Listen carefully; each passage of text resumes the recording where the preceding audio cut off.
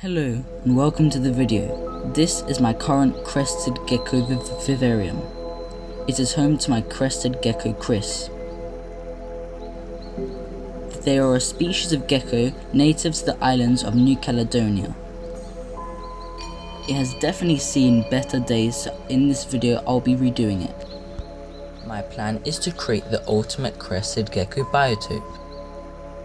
Because it's a biotope, I'll only be using New Caledonian native plants.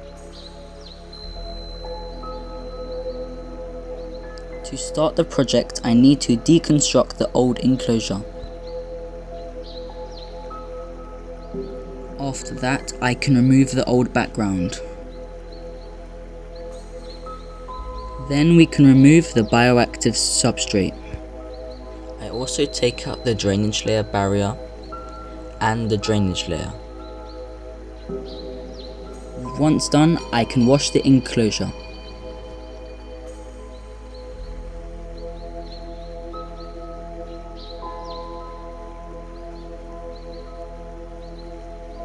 Now I can start to apply the spray foam to create the realistic background.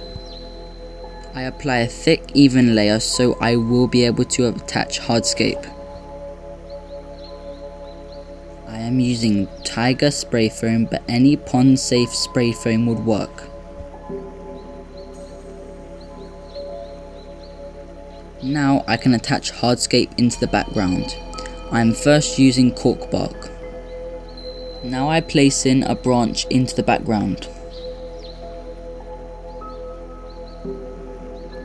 Now I can put my final piece of hardscape into the background. I make sure to secure it all down with extra spray foam to make sure it will attach properly onto the background.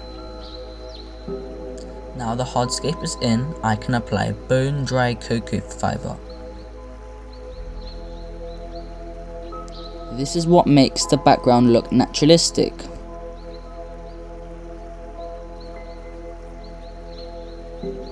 I forgot to add this plant pot, so I'm going to add it now. I cover it with spray foam to make sure it's well attached. I then cover it with cocoa fiber to make it look natural. The next morning I lift up the terrarium and drop off all excess cocoa fiber. Then I hoover the excess. I also hoovered the remaining cocoa fiber off the background. Next up, it's drainage time. I am using expanded clay and fine charcoal. First I pour in the expanded clay.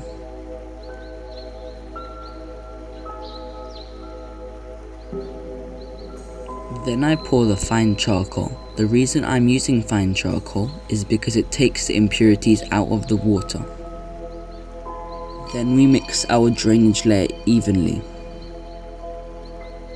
For our tropical substrate, I'll be using cocoa fiber, worm castings, sphagnum moss, and fine charcoal.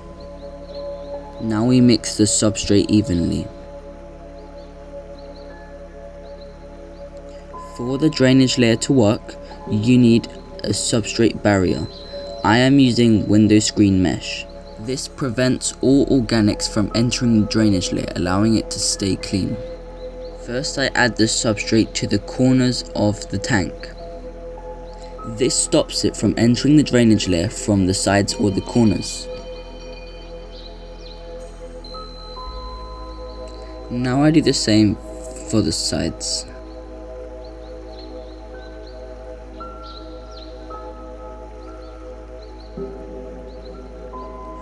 Once the sides are covered, I pour in my 2 buckets of substrate.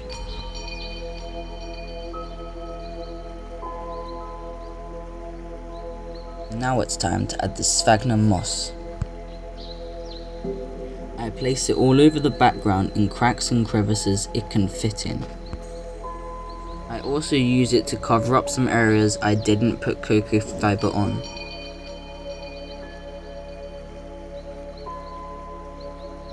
I fill the plant pot with sphagnum moss and my substrate mix, so I'll be able to grow plants in it later.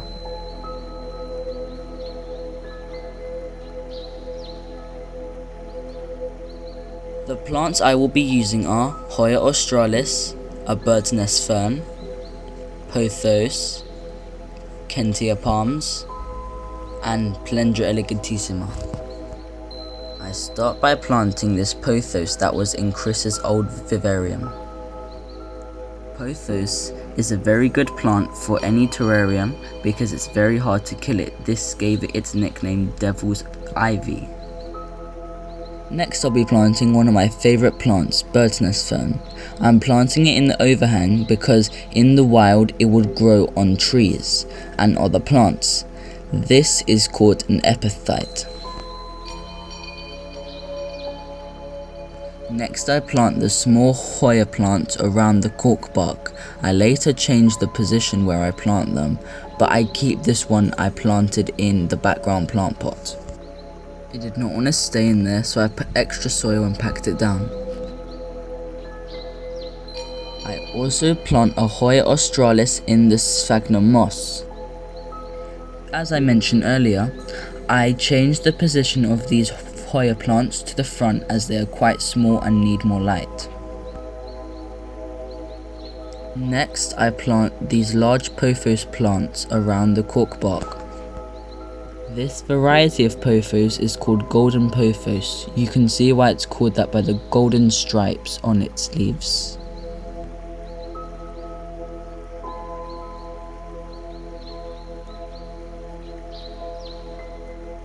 The tank looked as if it had too much airspace, so I added these Kentia palms to solve that issue. These are from Lord Howe Islands and islands around that, such as New Caledonia. The second Kentia palm went in on the left. I think its broad leaves brought a nice touch to the tank. Next I added a variety of leaf litter to the bottom of the terrarium. This makes it look as if it's the forest floor. When using leaves outside, make sure to boil the leaves to kill all the bacteria. I forgot to add the Plendra elegantissima into the tank earlier, so I'm going to do it now. I really like how its small leaves adds lots of texture to the tank.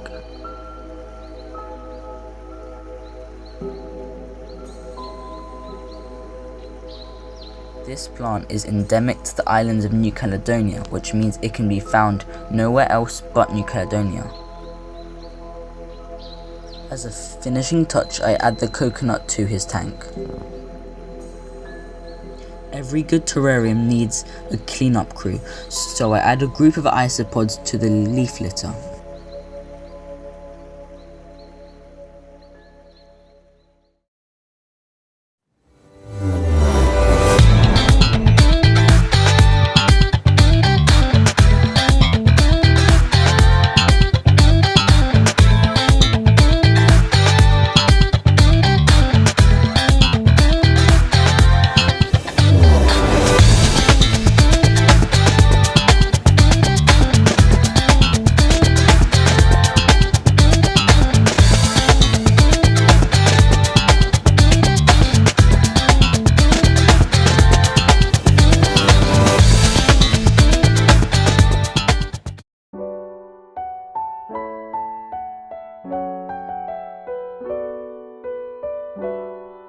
I'm really happy with how it turned out, and Chris looks just amazing in his new vivarium.